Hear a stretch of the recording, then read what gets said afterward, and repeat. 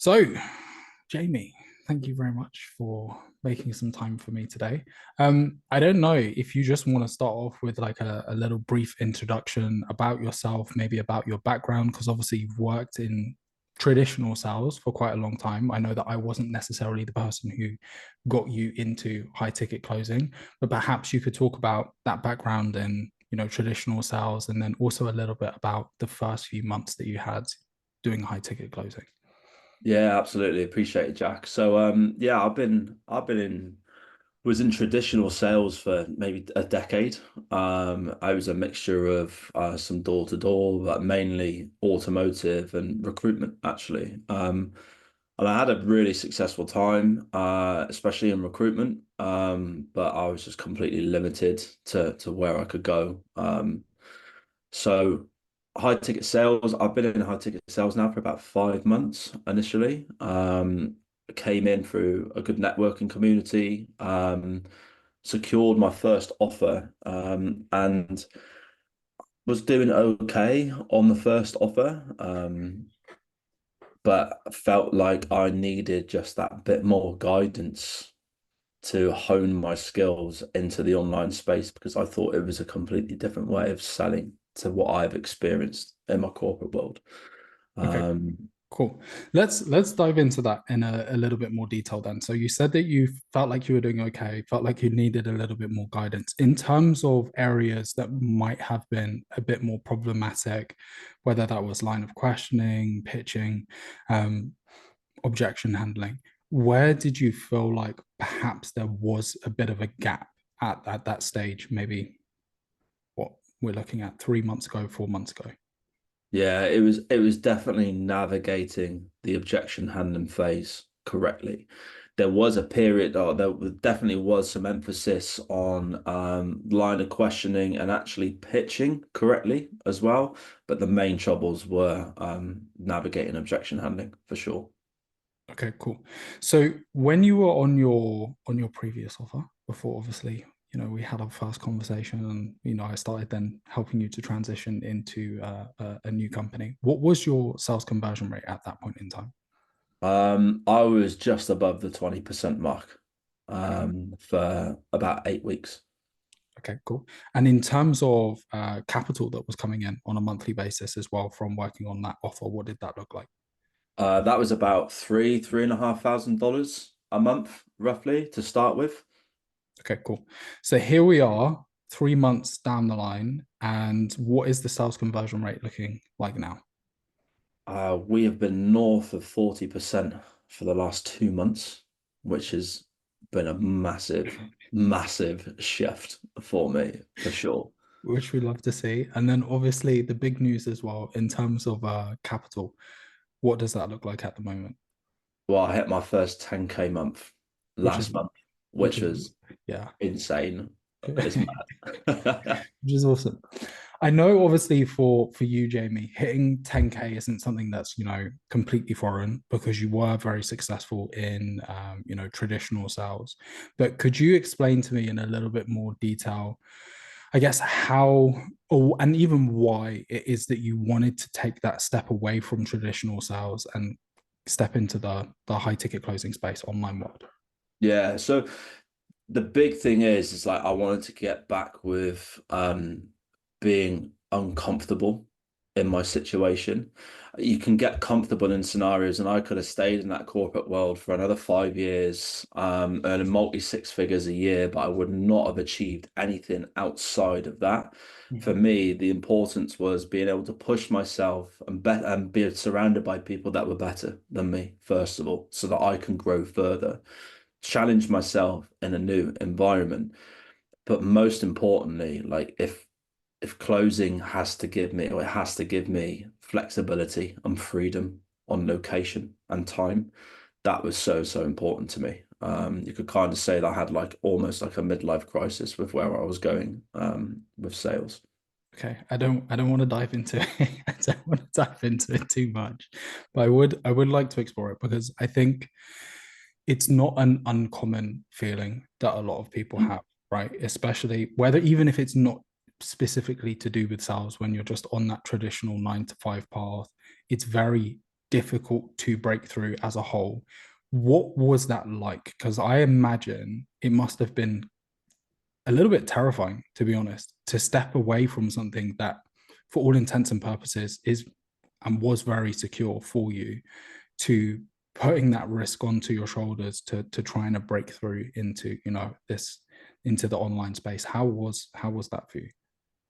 I think for me, I got to a point where I didn't actually have the headspace to think what might be good for me going forward.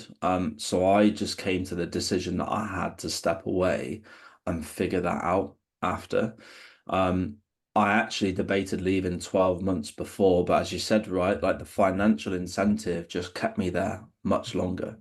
But without that headspace, I wouldn't have been able to give a clear direction. So for me, it was just so important that I took that step, knowing that when I had the time back, I'd have the clarity that I need going Yeah. forward. Yeah. One thing that I can attest to, for you specifically, is you're very headstrong. You've got a great mindset. Obviously, this is reflected even beyond, just the sales side of things. Like, you run ultra marathons and all sorts of crazy stuff. And I do think that this side of things is extremely important for people who want to be successful in high ticket closing. Is just having that belief, having that discipline. But just looping back to when you were on your previous offer and you were making, that 3K dollars on a monthly basis. Can you walk me through some of the emotions that you were feeling at the time? Like, were there doubts about, have I made the right decision? Am I going to be able to get to where I want to be as quickly as possible? What did that look like? Yeah, I think everybody's going to have that doubt in any transition that they do. For me, having a going from being really successful in one sales position to then really struggling to convert sales. I was questioning my own ability for ages. Well, not for ages, but it was a big thought process. But the way I looked at it was, I have the ability to be able to perform where I need to perform. There might be something missing for me in terms of my knowledge gap. So I wanted to go out there and seek improvement off of people that have done there and have been better at me from it, so that I can learn from them and adapt into my own process. That was the important thing for me. And once I realized that, it was a case of I need to find the right environment and the right offer to be able to achieve that. Yeah, cool. That makes sense. So on this front then, in terms of, and you highlighted it specifically, objection handling, where did you feel like that gap existed for you? Because I agree with you. I think traditional sales versus high ticket closing is very different because the call is so intense. Like, you've got such a short period of time to take somebody from a complete stranger to often handing over, 10K like, after just knowing you for an hour. Where did you feel like there was that gap in terms of your skill set, or knowing how to transfer your skill set into the online world? That's it. So, like, my buying process was anywhere from 6 to 12 weeks in my previous role. So going down to 45, 60 minutes was obviously a massive shock to the system. Where the gap lied, was asking the right questions at the right time. Mhm. I always felt I could maybe navigate the objections well, but when it comes to delivering any form of outcome-based question, I wasn't delivering it with the gravitas, or I wasn't getting the response that I wanted it to get. So for me, it was understanding more so the mentality of objection handling and positioning everything correctly and holding the right frame throughout. That was the biggest shift for me. Okay, cool. So let's maybe then segue to, obviously, you getting some help from me. Where do you feel like, and feel free to be specific, but where do you feel like the training, the insights, the product, the videos have given you a little bit of guidance and understanding how to navigate the nuances of high ticket closing and actually closing online? Actually being able to put yourself into the prospect's position and their thought process and how you ask questions, what mentality that might put them into, or what frame that might put them into.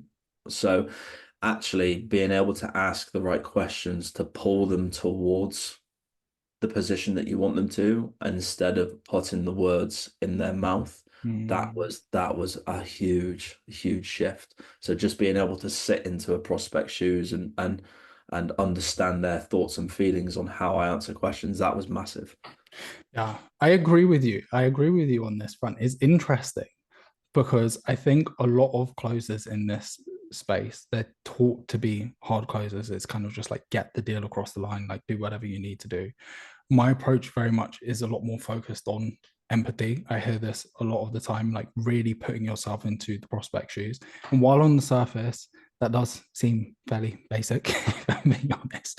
It comes with a lot of territory, like understanding how to think 2, 3, 4 steps ahead of what the prospect might be about to say, because you truly understand what's going on in their head. So that's super interesting.